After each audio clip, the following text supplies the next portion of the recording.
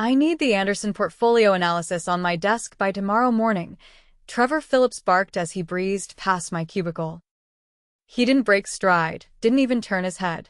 The command was a bullet fired over his shoulder, meant to hit its target without the inconvenience of a direct confrontation. His expensive cologne, a sharp, citrusy scent that always seemed to announce his presence before he did, lingered in the air like a ghost of his authority, long after he disappeared into the glass-walled sanctuary of his corner office. I let out a slow, deliberate sigh, my fingers momentarily pausing their dance across the keyboard. Glancing at the digital clock in the corner of my computer screen, I felt a familiar wave of resignation wash over me. 6 p.m. In Houston, that meant the city was just beginning to exhale, the oppressive heat of the day giving way to the electric hum of the evening. For me, it meant another late night loomed, a solitary vigil under the fluorescent lights of North Peak Financial. This request, like so many before it, wasn't a simple task. It would take hours of meticulous data crunching, of sifting through complex market variables and running them through the proprietary models I had spent years of my life perfecting. But that was life at North Peak, a world where the bottom line was the only line that mattered, and time was a currency I was always running out of. As a senior risk analyst, my days, and a significant portion of my nights, were consumed with the intricate art of prediction. I developed the complex mathematical models that were supposed to protect our clients' investments from the market's predatory whims. More importantly, they were designed to protect the firm's bottom line, a sacred trust placed in the hands of analysts like me. My name is Ivy Carter, and for the last 4 years, I had poured every ounce of my intellect and ambition into this firm. The risk assessment models I had developed weren't just tools. They were extensions of my own mind, elegant symphonies of logic and probability that had quietly, without fanfare, become the backbone of our entire operation. They had a precision that bordered on prescient, and my performance reviews reflected it. I was the silent engine in the firm's vast machine, the one who saw the storms on the horizon while others were still basking in the sun. For my dedication, I'd been promised a promotion to director. It was more than a title. It was validation, a testament to the sleepless nights and sacrificed weekends. All I had to do was help navigate the firm through the squall that everyone in the industry knew was coming, a massive market correction that threatened to destabilize even our most profitable portfolios. It was the ultimate test, and my promotion was the prize waiting on the other side. With another, heavier sigh, I picked up my phone, my thumb hovering over my sister's name. It was the 3rd time this month I'd had to cancel our dinner plans. "Hey, Vanessa," I began, the lie already forming on my lips. "Rain check for tonight. Trevor just dumped another project on me, again." There was a pause on the other end, heavy with a disappointment that was becoming all too familiar. "Again? Ivy, this is the 3rd time this month," she said, her voice a mixture of concern and exasperation. "He's working you to the bone. You can't keep doing this." "I know," I said, trying to inject a note of optimism I didn't feel. "But this could be the catalyst for my promotion. Jonathan Wells himself said so. Once I'm director, things will calm down. I'll have more control, a team, I promise." "That's what you said last year, Ivy," Vanessa replied, her words a gentle but firm reminder of a cycle I seemed unable to break. "Just don't let them take advantage of you. Your talent is worth more than that." Her words hung in the air as I ended the call, a quiet echo in the now empty office. She was right, of course. But what she didn't fully understand was the thrill of it, the pure, unadulterated joy I found in the work itself. Creating mathematical models that could predict market behavior, that could find order in the absolute chaos of global finance, it gave me a high that few would ever understand. It was a language I was fluent in, a puzzle that I was uniquely gifted at solving. My latest project was my masterpiece. For months, I'd been perfecting a proprietary risk assessment formula, a revolutionary algorithm I called the Adaptive Market Vulnerability Index, or AMVI for short. It was designed to identify exposure to market volatility with an unprecedented, almost frightening, accuracy. It was more than an upgrade to our existing systems. It was a quantum leap forward. It was my magnum opus, the key to my future. As I settled in for another long night, a flicker of movement caught my eye. I glanced toward Trevor's office and saw him watching me through the window, his silhouette a dark shape against the glittering Houston skyline. There was an unsettling intensity in his gaze, a strange mixture of something I couldn't quite place. Was it envy? Or something more calculating? When our eyes met, he quickly looked away, but not before I caught a glimpse of that unsettling expression. It wasn't the first time I'd noticed him eyeing my work with unusual interest, a possessiveness that made my skin crawl. A knot of unease tightened in my stomach. I'd always dismissed it as professional jealousy, but now, a colder, more cynical thought began to take root. 2 weeks earlier, I had presented the preliminary results from the AMVI model to the executive team. The room, usually a cacophony of competing egos and loud opinions, had fallen completely silent as I walked them through the mathematics. My slides were a cascade of elegant equations and stark, undeniable data, showing how the AMVI had predicted several recent market anomalies that every one of our traditional models and our competitors had completely missed. Even our normally reserved CEO, Jonathan Wells, a man who looked like he was carved from granite and wore his authority like a bespoke suit, leaned forward in his chair, his eyes fixed on the screen. He was a legend in the industry, a shark who could smell blood in the water from a mile away. His attention was a rare and valuable commodity. "Impressive work, Ivy," he'd said, his voice a low rumble of approval. "If this performs as well as you believe, it could save us millions when the correction hits." At that moment, Trevor, who had been sitting silently beside me, had smiled tightly. He placed a hand on my shoulder, a gesture that was meant to look like mentorship but felt like an act of branding. "That's why I've been mentoring her, Jonathan," Trevor announced to the room, his voice oozing a false sincerity that made my stomach churn. I knew she was onto something special. I'd kept my expression neutral, a carefully constructed mask of professional deference, though inside, I was seething. Trevor had done nothing of the sort. He hadn't mentored me. He'd managed me, and poorly at that. He'd repeatedly questioned the validity of my approach, dismissing my initial theories as academically interesting but practically useless, until the preliminary results proved too compelling to ignore. He had been a roadblock, not a guide. I had developed the AMVI not because of him, but in spite of him. Now, as I dove into the Anderson portfolio, that memory sharpened the unease I felt under his watchful eye. Something wasn't right. I couldn't shake the feeling that I needed to protect myself and my work before it was too late. The market correction hit harder and faster than anyone anticipated. It was a bloodbath. Over 3 tumultuous days, global markets plunged, sending investors into a panic-fueled frenzy. Emergency meetings filled North Peak's conference rooms, the air thick with tension and the frantic energy of analysts scrambling to assess the damage. The firm was hemorrhaging money. But amidst the chaos, something remarkable happened. The portfolios I had quietly restructured using my AMVI model held steady. While our competitors were reporting massive, crippling losses, our most critical assets, the ones I had shielded, were not just surviving, they were outperforming market benchmarks by staggering margins. North Peak's exposure was minimal, a small flesh wound in an arena of fatal blows. By Friday afternoon, it was clear. My model had just saved the firm tens of millions of dollars. I expected celebration, a recognition of the work that had single-handedly kept us afloat. I expected the promotion announcement, the one I had been working toward for 4 long years. Instead, Trevor called me into his office and closed the door.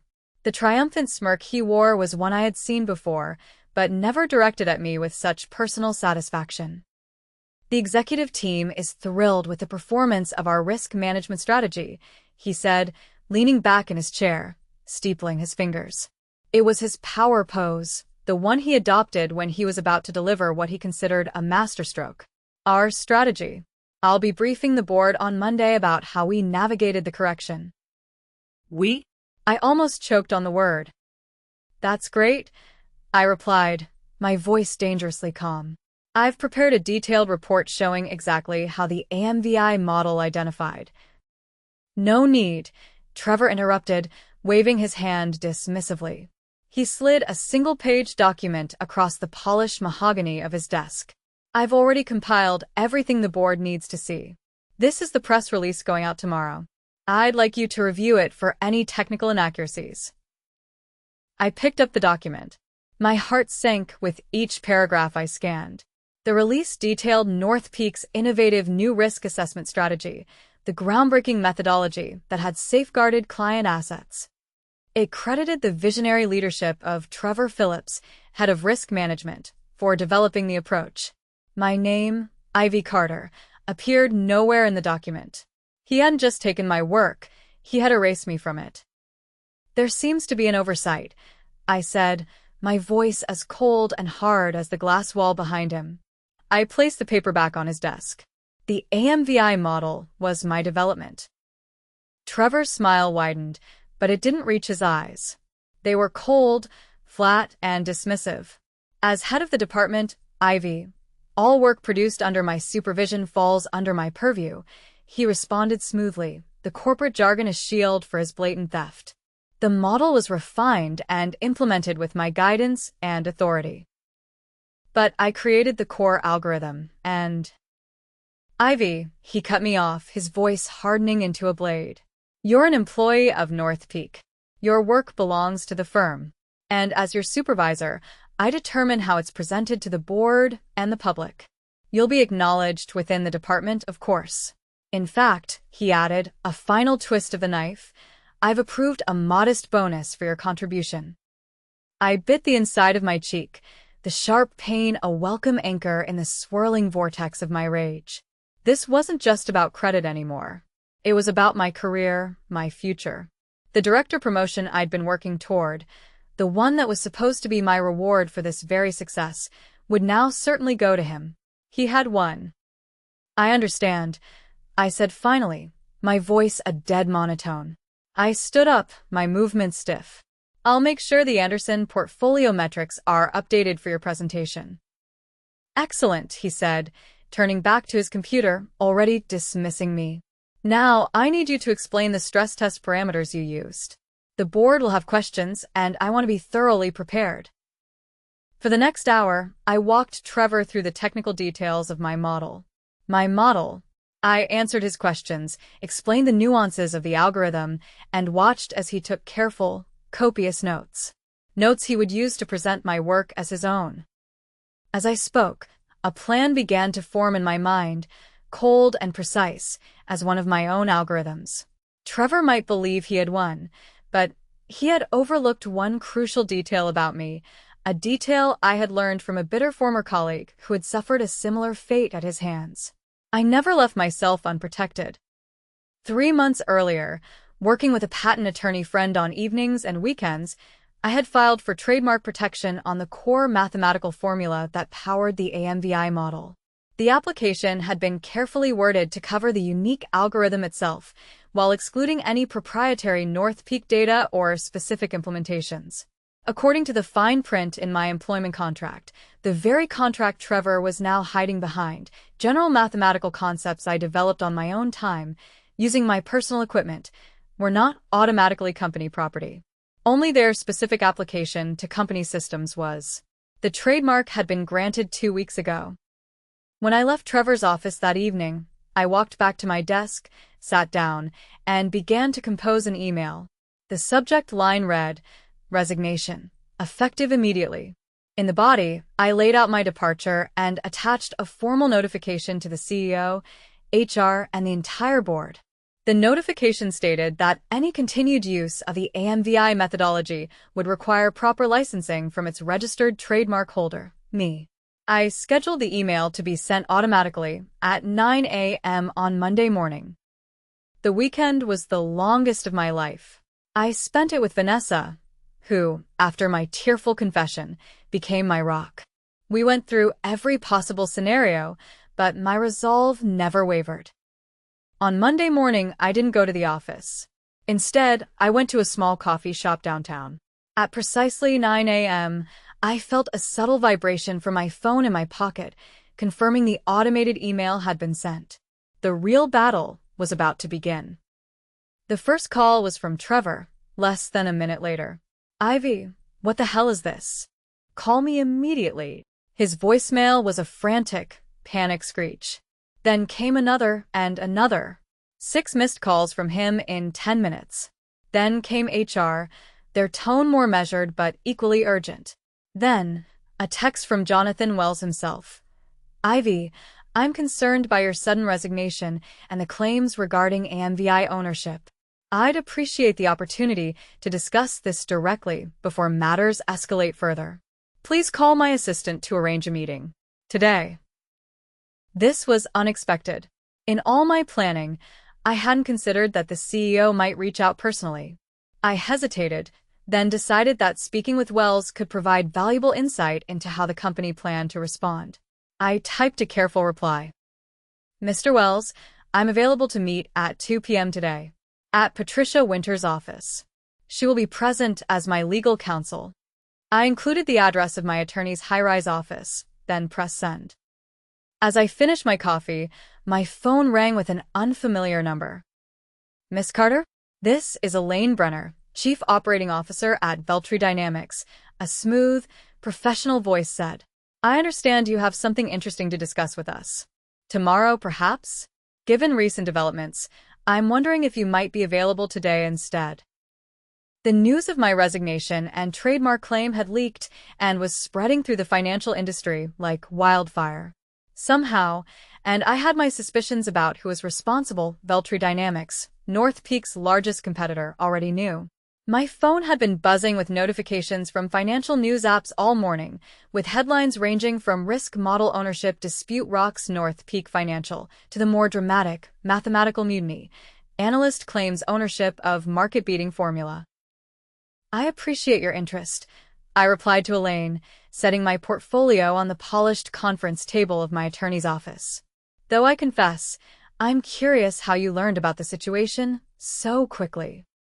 Elaine smiled. "Houston's financial community is smaller than it appears. When someone develops a risk model that outperforms the market by 23% during a correction, people notice. When that same person then claims independent ownership of the methodology." She raised a perfectly sculpted eyebrow. Let's just say my phone started ringing before the markets opened. For the next hour, I presented the AMVI methodology to Veltri's executive team. I explained the core algorithm, demonstrated its performance, and outlined potential applications, all while carefully avoiding any proprietary North Peak information, exactly as my trademark application had been worded. When I concluded, the room erupted in applause, followed by a barrage of questions that reflected genuine, deep interest. Later that afternoon, at precisely 2 p.m., Patricia's assistant ushered in the CEO of North Peak Financial. To my surprise, he came alone. No Trevor. No legal team. Just Jonathan Wells in his impeccable suit, carrying a slim leather portfolio. "Miss Carter," he said, extending his hand. "Thank you for agreeing to meet. And Miss Winters, I've heard excellent things about your work." After introductions, Wells settled into his chair, studying me with an expression I couldn't quite read. "I'll be direct," he began. "Your resignation and trademark claim have created a significant situation for North Peak. Before our respective legal teams turn this into a protracted battle, I wanted to understand your perspective personally." Patricia nodded for me to respond. "I developed the core AMVI algorithm independently," I stated, my voice even. "While I implemented it at North Peak using company data and systems, the underlying mathematical formula remains my intellectual property. When Trevor claimed full credit for my work and received a promotion based on that misrepresentation, I felt I had no choice but to protect my interests." Wells listened without interrupting, then opened his portfolio and removed a document. "This morning," he said, "our technical team attempted to update the model parameters without your guidance. They encountered significant difficulties understanding the core algorithm." He looked up, his gaze direct. "It seems Trevor cannot explain how the model actually works." A moment of silence filled the room as the implication settled. Trevor had claimed credit for a model he couldn't even explain. "Mr. Wells," Patricia interjected, her tone crisp. "While this information is illuminating, it doesn't change the fundamental issue. My client has valid trademark protection for the core AMVI methodology. Any continued use by North Peak would require proper licensing." Wells nodded slowly. "I understand. But before we discuss licensing terms, I have a different proposition to consider." He turned to face me directly. "Ivy, I'd like to offer you the position of Executive Director of Innovation at North Peak, reporting directly to me. The role would include full credit for the AMVI model, a substantial compensation package, and autonomy to build your own team." The room suddenly felt very still. This was nowhere in my planned scenarios. "And Trevor?" I asked. "Mr. Phillips is no longer with North Peak as of this morning," Wells replied, his face unreadable. "His misrepresentation of your work was grounds for immediate termination." I felt a rush of pure, sweet vindication, quickly followed by a dizzying sense of uncertainty. I had been so focused on my exit strategy, on my revenge, that I hadn't considered the possibility of a better position at North Peak itself. "I appreciate the offer," I said carefully, "but there's something you should know. I've already had preliminary discussions with Veltri Dynamics about licensing EMVI." The next morning, financial news outlets exploded with headlines. "North Peak announces new Executive Director of Innovation," one read. "Risk Model Creator promoted after ownership dispute," declared another. And, my personal favorite, "Trevor Phillips out at North Peak amid intellectual property controversy." After intense negotiations that lasted well into the evening, I had accepted Jonathan Wells's offer, with several key conditions. First, North Peak would publicly acknowledge me as the sole creator of the AMVI methodology. Second, I would retain personal trademark ownership while granting North Peak exclusive implementation rights. And finally, I would have complete autonomy over newly formed innovation division, with a substantial budget and staffing authority. It was far more than I had initially hoped for when I'd planned my departure. As I rode the elevator to my new executive suite on North Peak's top floor, I could hardly believe how dramatically the situation had reversed. My new office, Trevor's former space, had already been cleared of his belongings. The spectacular view of downtown Houston spread before me as I set down my bag and took a seat behind the expansive desk. My journey from overlooked analyst to executive had taught me the most valuable lesson of my career. In the world of finance, the most powerful asset isn't money or connections. It's owning your intellectual capital and knowing exactly when and how to leverage it.